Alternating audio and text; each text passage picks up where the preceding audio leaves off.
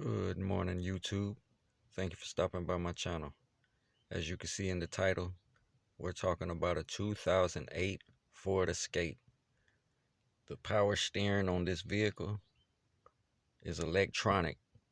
What that means, it does not have a power steering pump, nor does it have a power steering reservoir under the hood. To get to that, I'm gonna have to drop this steering wheel down, take a few bolts out, remove the steering wheel, and there's gonna be a torque sensor behind the steering wheel. Have to carefully remove that.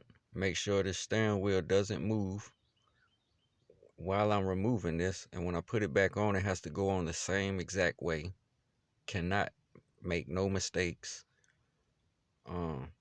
Yeah, the reason for me doing that is when I googled this vehicle, they have a recall on it. I called Ford. Ford tells me my vehicle has already had a recall fixed in Pennsylvania. I bought the car in South Carolina. I didn't know nothing about no recall being fixed or a recall at all. And I think that's kind of like,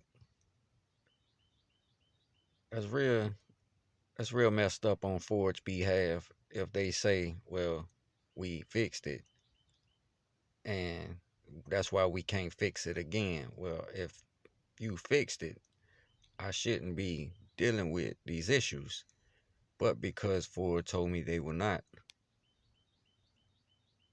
recall my vehicle, I have to go spend $250 to $300 replacing this sensor.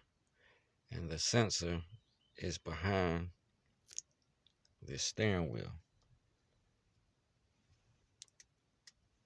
I didn't hit anything.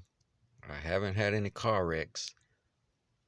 For some reason, the steering, the whole mechanism just started acting weird.